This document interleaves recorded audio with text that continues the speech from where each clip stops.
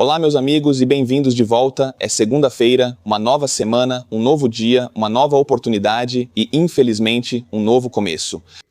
Este não é um bom começo. Este é um começo muito ruim porque, pela primeira vez, uma milícia apoiada pelo Irã realizou um ataque com drone FPV no Iraque contra uma base dos Estados Unidos. Estou falando de um drone FPV com fibra óptica, voando dentro de uma base militar dos Estados Unidos sem ser contestado.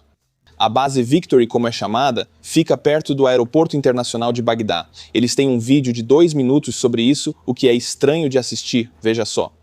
O piloto desse FPV é leal ao regime iraniano. Tudo o que você vê nesse vídeo é um recurso dos Estados Unidos. Esses caminhões, esses armazéns, esses guindastes, esses containers de carga.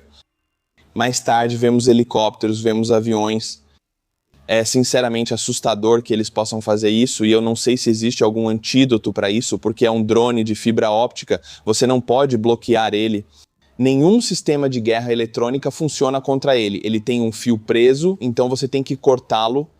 Realmente não sei o que os Estados Unidos podem fazer, pois tem muitas bases no Oriente Médio e no futuro podem surgir centenas ou milhares desses drones de fibra óptica. O Irã já entendeu que pode agir assim. Muito ruim. Esse vídeo se estende bastante e o operador de drone só demonstra o que consegue fazer. Só voando por aí, espionando, olhando para onde quiserem, ninguém tentando derrubar, ninguém nem vendo. Eu não sei se o pessoal dos Estados Unidos nessa base sequer sabia que esse drone estava lá. Tem hangares, quero dizer, o operador do drone obviamente não sabe o que tem dentro deles, não entra, mas pode haver um caça muito caro aqui em algum lugar. No final, ele decide mergulhar justamente nessa instalação, o que eu acho que não faz quase nada, nenhum dano.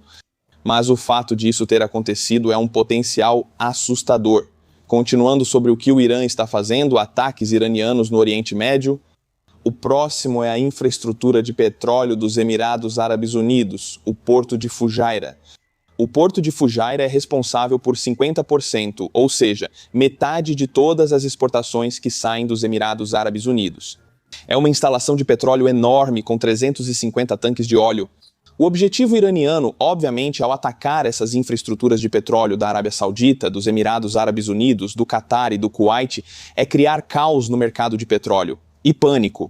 Porque eles sabem que os militares dos Estados Unidos e Donald Trump precisam responder ou dar explicações ao público americano que está muito insatisfeito com a alta dos preços do petróleo. Então é isso que eles estão tentando fazer.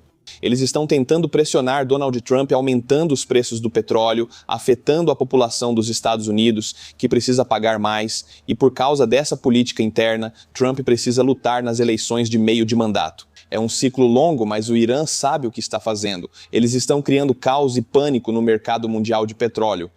Aqui, como mostro em todos os vídeos, você vê as estatísticas dos drones e mísseis iranianos.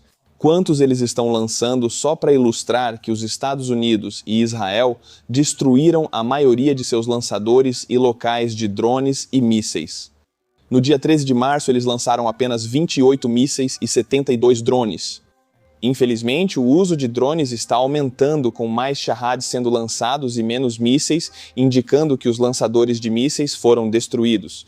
No entanto, os Shaheds podem ser lançados de qualquer lugar, mantendo a ameaça. É por isso que a Ucrânia é realmente útil como aliada, porque eles têm drones interceptadores baratos e os Emirados Árabes Unidos já contam com equipes ucranianas no país defendendo alguns locais estratégicos importantes. Outro ataque iraniano que foi bastante doloroso, na verdade, foi na base aérea saudita Príncipe Sultan, onde estavam estacionados os Stratotankers dos Estados Unidos. Os Stratotankers, esses grandes aviões de reabastecimento aéreo que têm quase meio século, se não mais, são verdadeiros veteranos da Força Aérea. Eles estavam estacionados lá, são lendários. Infelizmente, o ataque de mísseis iranianos atingiu 5 desses aviões-tanque e danificou 5 deles. Mas o que é interessante aqui é que satélites de reconhecimento russos passaram sobre essa base aérea algumas horas antes do Irã atacar essa base. Eu suponho que a Rússia compartilhou as imagens de satélite dos alvos com o Irã. A Rússia está ajudando o Irã com os alvos. O Irã não tem esse tipo de satélite. Eles não têm esse tipo de reconhecimento. Eles recebem isso da China e da Rússia e assim podem mirar em ativos dos Estados Unidos muito caros e valiosos na região. Falando sobre os Stratotankers, voltamos ao dia 12 de março porque foi quando um dos Stratotankers caiu. Acabamos de receber essa informação. Claro, isso aconteceu há 4 dias, mas a informação só foi confirmada agora pelo Comando Central dos Estados Unidos, aproximadamente às 14 horas. No horário do leste dos Estados Unidos, em 12 de março, uma aeronave de reabastecimento KC-135 dos Estados Unidos caiu no oeste do Iraque. 4 dos 6 tripulantes a bordo da aeronave foram confirmados como mortos, enquanto os esforços de resgate continuam. Então, 4 militares dos Estados Unidos mortos em combate, além das perdas anteriores. Meus pêsames às famílias. O CENTCOM confirma que essa perda foi um acidente e não está relacionada. Este avião não foi abatido por fogo amigo, nem por fogo inimigo. Vamos entrar no próximo segmento, os ataques dos Estados Unidos. Vamos ver o que eles atingiram. E o maior e mais suculento alvo é, claro, a Ilha Karg ou Ilha Kark, como você preferir chamar. Esta é a principal ilha do Irã. Ela é responsável por 90% de todas as exportações de petróleo do país e tem cerca de 25 quilômetros quadrados localizada na costa do litoral iraniano, no Golfo Pérsico. Se você eliminar essa ilha, você elimina toda a fonte de renda do regime iraniano, mas você também faz disparar o preço do petróleo nos mercados mundiais. Então, o que fazer? Bem, Donald Trump atacou instalações militares na ilha, não de petróleo. Isso faz grande diferença. Trump ordenou ataques e nenhuma instalação de petróleo foi atingida. Isso deveria sinalizar ao regime iraniano que estamos dispostos a atacar as instalações de petróleo, mas ainda não queremos. Pois isso aumentará ainda mais os preços do petróleo? E Trump está jogando suas cartas devagar para ver se o regime aceita negociar antes que eles tenham que tomar essa medida. O próximo passo será atacar as instalações de petróleo da ilha de Karg, eliminando efetivamente a capacidade do regime iraniano de ganhar dinheiro, mas também eliminando qualquer esperança de preços baixos do petróleo num futuro próximo. É exatamente aqui que fica a ilha. E já se fala até em tropas dos Estados Unidos em solo nessa ilha, ou na ilha de Hormuz, que fica no Estreito de Hormuz. Vamos falar sobre isso em breve. O próximo alvo atingido pelos Estados Unidos são os cais e portos, os cais militares da ilha de Geshem, que fica bem no Estreito de Hormuz. É uma pequena ilha usada pelo Irã para lançar barcos rápidos. Ela possui muitos desses pequenos cais para o lançamento de barcos rápidos, para colocar minas, para atirar em petroleiros que passam. Esta é a ilha usada para fechar o Estreito de Hormuz. Por isso, os Estados Unidos atacaram os cais. Muitos comentam sobre a diferença de dinheiro. Eu tenho falado sobre isso, que os Estados Unidos usam armas muito caras para atacar armas muito baratas. Por exemplo, atacar uma lancha rápida que instala minas navais uma por vez, indo e voltando, pois é isso que eles fazem. Os Estados Unidos atacam essas lanchas rápidas, às vezes até com mísseis Tomahawk, que são muito caros e muito limitados em quantidade. Mas só para esclarecer, os Estados Unidos têm cerca de 4.000 mísseis Tomahawk. Bem, agora, depois dessas quase 2 semanas de guerra com o Irã, eles têm 3.800 restantes. Eles já usaram cerca de 5% de todo o seu estoque de Tomahawk. Então, nem chega perto de qualquer coisa, de qualquer esgotamento de estoques. Eles têm muitos mais e não usam tantos Tomahawks como nos primeiros dias. Aliás, para comparação, os Estados Unidos usaram 800 Tomahawks nos primeiros dias da guerra do Iraque em 2003. Eles usaram um total de 2.000 só na região ao longo de várias guerras. Só na Síria contra o ISIS foram 200. Então, agora, os 168 que eles lançaram contra o Irã não são um número tão grande assim.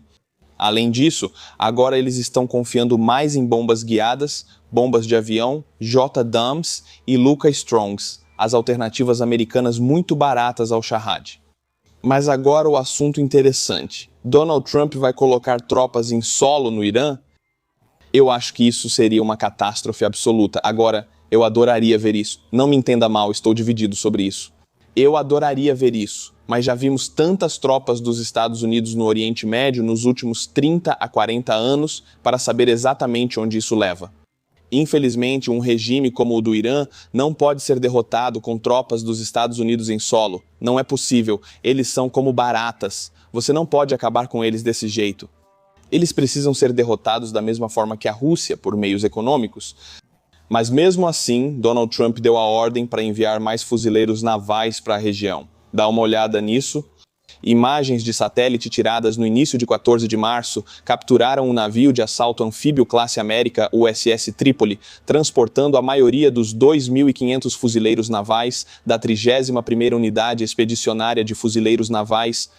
A embarcação está se dirigindo rapidamente para o Oriente Médio e já entrou no Mar do Sul da China. O desenvolvimento segue relatos divulgados na sexta-feira afirmando que o grupo anfíbio Pronto Trípoli, composto pelo USS Trípoli, o transporte anfíbio classe San Antônio, os docas USS New Orleans e USS San Diego, juntamente com a 31ª Unidade Expedicionária de Fuzileiros Navais e cerca de 20 F-35B, os caças Lightning II receberam ordens para serem enviados ao Oriente Médio, perto do Irã. Como eles estão tão longe, o mais rápido que eles realmente poderiam ser enviados para qualquer tipo de ilha lá, 2 semanas. Não é mais rápido, leva cerca de 2 semanas. Muita coisa pode acontecer nesse tempo. Além disso, 2.500 não é nem de longe suficiente para ter qualquer tipo de controle efetivo sobre qualquer uma dessas ilhas tão próximas ao continente iraniano. De novo, estou dizendo isso novamente. Eu adoraria ver isso. Eu adoraria ver os Estados Unidos enviarem milhares de fuzileiros navais para esse teatro de operações. Mas precisamos ser realistas aqui e eu vou te mostrar o cenário realista. O problema é que os comandantes das forças do Oriente Médio já simularam isso há 40 anos e estimaram que precisaríamos de 6.000 fuzileiros navais, além de todo o equipamento distribuído por várias ilhas. O plano era primeiro tomar Larak, Hormuz, Keşin e Hengam para cercar Bandarabas e romper o acesso negado ao Estreito de Hormuz. Depois, pequenos grupos desembarcaram para atacar Greater Lesser Atan, Abu Musa, Síria e todas as ilhas, certo? Eles simularam e realmente pensaram nisso. Por que não fizemos isso em 1988, quando eles tentaram afundar nossos navios com minas? Porque seria os Estados Unidos invadindo o Irã. Centenas de milhares de guardas revolucionários iranianos e Baji sairiam e bombardeariam e fariam ataques suicidas nessas ilhas a partir das montanhas que ficam acima delas. Naquela época não havia drones. Agora há. O Irã não pode causar dano aos Estados Unidos agora, além de aumentar os preços do petróleo. Eles realmente não conseguem destruir nenhum tipo de ativo dos Estados Unidos em uma escala que machucaria os Estados Unidos, 5 extrato-tanques danificados. Tudo bem. 10 drones Reaper abatidos em 2 semanas. Tudo bem, mas eles não conseguem derrubar grandes quantidades de helicópteros estacionados no solo, como a Ucrânia faz com a Rússia. Eles não conseguem destruir jatos nessas bases na Arábia Saudita e no Kuwait. Eles não têm esses meios. Se os Estados Unidos posicionarem esses fuzileiros navais tão perto das costas do Irã, eles vão deixar seus alvos exatamente onde querem. É uma zona de morte. O Irã, obviamente, não se importa com a vida dos seus combatentes. Eles têm drones FPV, drones de fibra óptica, drones Shahad. Infelizmente, se os Estados Unidos enviarem tropas, tomarão as ilhas, mas sofrerão muitas baixas, o que prejudica sua imagem na mídia. Donald Trump não quer isso. É uma situação difícil. Repito isso. Eu adoraria ver isso porque é incrível. Espalhar liberdade e autonomia. Eu adoro isso. Mas não é realista. Donald Trump enfrenta uma situação difícil, pois precisa encerrar rapidamente a guerra, já que a alta dos preços do petróleo o prejudica. Ele pediu aos aliados para ajudarem a abrir o Estreito de Hormuz, ou basicamente escoltar comboios pelo Estreito de Hormuz para continuar as exportações de petróleo. Bem, a França rejeitou oficialmente, a China sem resposta. O Reino Unido está discutindo opções com os aliados. O Japão, silêncio. A Coreia do Sul, nenhuma confirmação. A Alemanha, sem apoio a comboios. A Noruega rejeitou. O Catar já parou a produção de gás. E os estados do Golfo também rejeitaram. Todo mundo rejeitou. É uma situação realmente difícil para Donald Trump. Eles bombardearam os militares iranianos de volta à Idade Média, mas eles não conseguem eliminar o regime. Só o povo iraniano pode fazer isso, e o povo não se levantou. Um país que enviou navios militares para escoltar seu próprio navio transportador de GNL foi a Índia.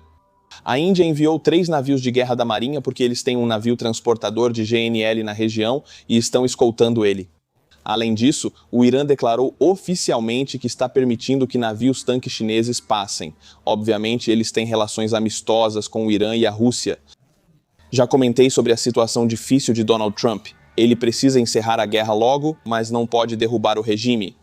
O Irã, infelizmente, pode escalar a situação porque os rebeldes Houthis no Iêmen são aliados muito próximos do Irã, são financiados e armados pelo Irã e controlam o próximo grande estreito, o Estreito de Bab al-Mandab. Olha o mapa. Estreito de Hormuz e Estreito de Bab al-Mandab. Se você fechar esse estreito, ele está conectado ao Canal de Suez. Isso também bloqueia o Canal de Suez para quase todo o petróleo do Oriente Médio. O fechamento desses 2 estreitos, juntos, também elimina 100% das exportações de petróleo da Arábia Saudita, porque atualmente a Arábia Saudita usa apenas o oleoduto pelo Mar Vermelho para exportar. Se os rebeldes Houthis do Iêmen fecharem este estreito aqui, isso vai ser um enorme problema para todos os países ocidentais que dependem de qualquer remessa de petróleo estrangeiro.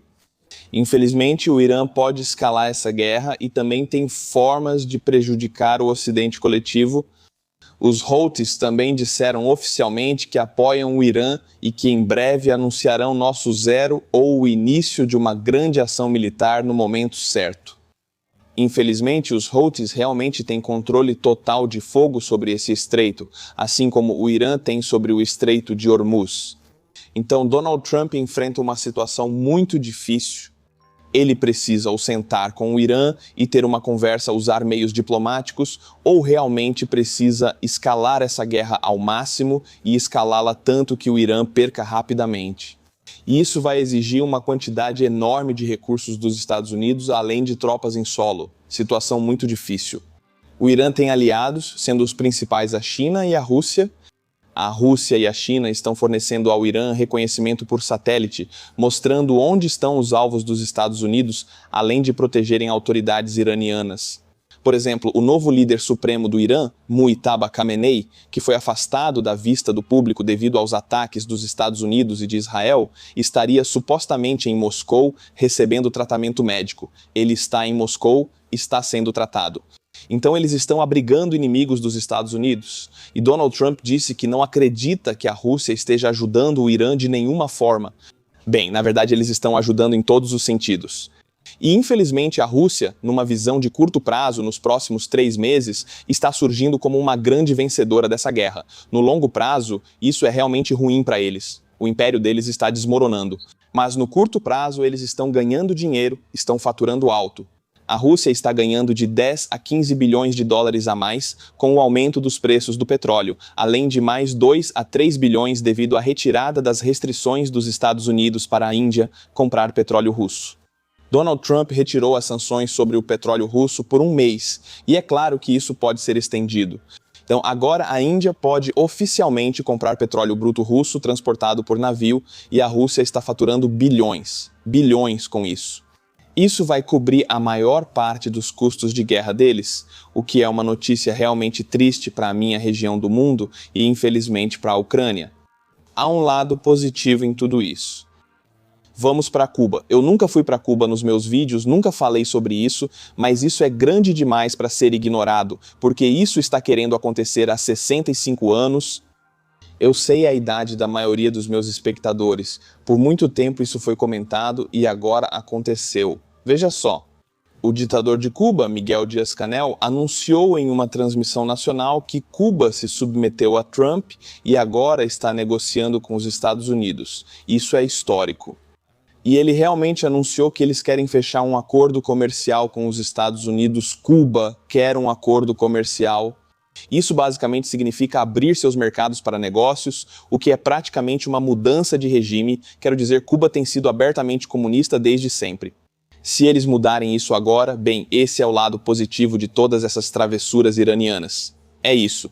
O tema da guerra Estados Unidos-Irã acabou, vamos para a guerra Rússia-Ucrânia.